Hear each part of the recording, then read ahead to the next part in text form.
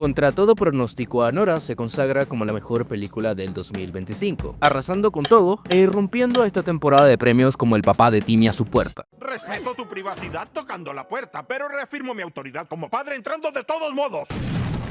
Y esto ha dividido a la gente, como todos los años cuando se entregan los premios Oscar. El arte es subjetivo y las experiencias en el cine son individuales. A mí sí me gustó, pero al menos no es la mejor. Yo considero a Conclave la mejor, pero no puedo negar lo buena película que es Anora. Aunque tengo unos problemas con ella, y en este video vamos a explorar sus puntos fuertes y las que yo considero sus deficiencias. De nuevo, es mi punto de vista y no pretendo cambiar tu opinión.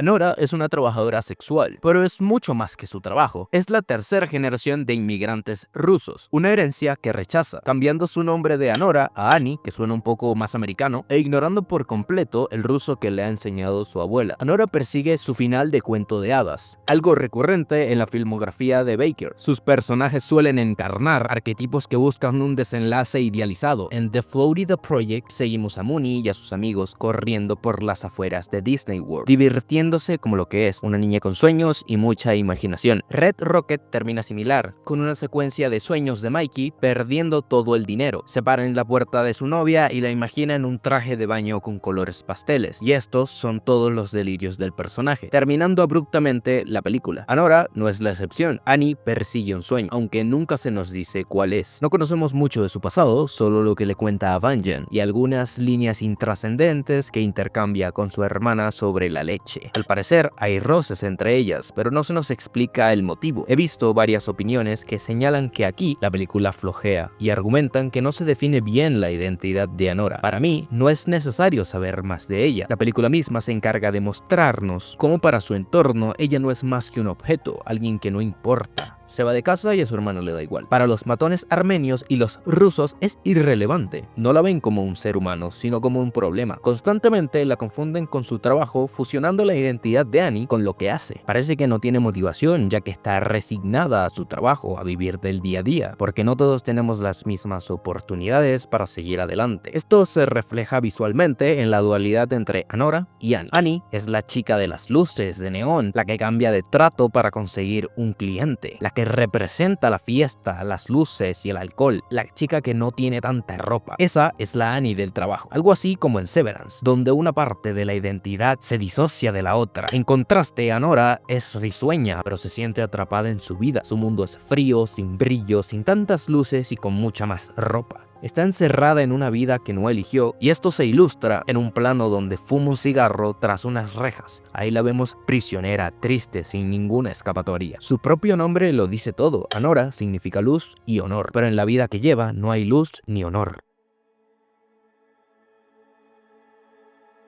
Sí es cierto que en la filmografía de Baker vemos mucho más que los trabajos de sus personajes. En Red Rocket no solo vemos al actor porno, vemos cómo va decayendo y lo que lo frustra, sus sueños, sus ambiciones y sus miedos. Y en Tangerine más de lo mismo, no solo vemos a dos trabajadoras sexuales, sino a las personas que hay detrás de ellas. Mediante diálogos y acciones se ven sus deseos y ambiciones, las identidades de estas personas, y no solamente su profesión. Y aquí me faltó ver más de Anora, de esa Anora humana, para poder entenderla mejor, porque un Score con su experiencia no se iría tan fácilmente con el hijo de un oligarca ruso, o se iría a ilusiones tan rápido. Eso soy yo que le creía a mi ex. Sabría que había consecuencias y que posiblemente todo sería una farsa. Si me mostrases algo de su vida, lo que piensa o por qué se va tan fácil con él, una idea que tiene, un plan, un sueño que aspira, pero se va demasiado fácil cayendo en un cuento de Cenicienta. Y Anora no está enamorada de Iván, ni por mucho menos está enamorada de la vida que él le puede dar, de su dinero y de lo bien que la pasa en esa semana. Si no me muestras el pensamiento de por qué es tan fácil para ella irse con él, no voy a entender del todo al personaje en esta segunda parte de la película.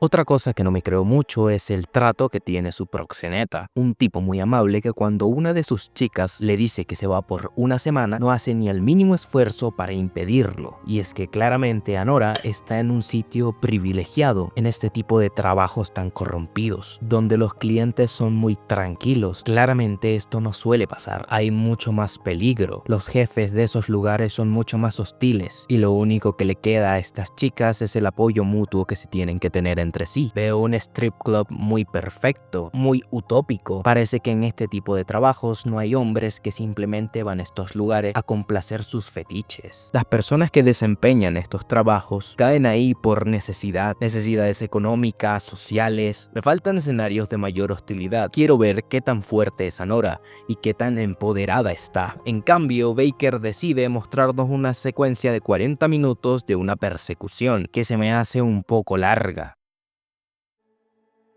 Una de las cosas que podrían explicar mis preguntas es que la película no va de cómo estos trabajos destruyen a las personas, sino la deshumanización de las mismas y cómo la ve el público general, porque como dije anteriormente, Anora no importa y todo lo que vemos es todo lo que ella cree. Es una fachada para no ver la verdadera identidad de ella. Quizás está contada desde un punto de vista masculino, clientes típicos de este tipo de negocio, y estos son los que han obligado a Nora a hacerse la fachada de Annie, en la que ella no es más que un objeto de placer. Finalmente, todo se rompe con Igor, quien es el único personaje que la trata como una humana.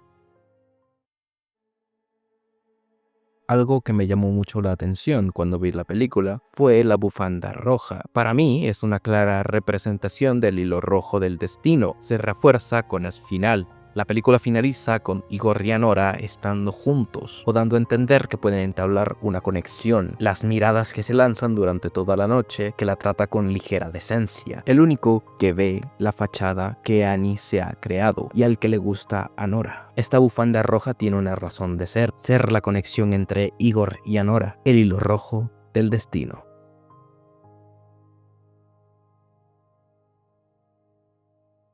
Y bueno, este fue mi análisis de Anora. ¿A ustedes qué les pareció la película? Comenten y los estaré leyendo. Si llegaste hasta aquí, muchas gracias. Espero les haya gustado y nos vemos en la próxima.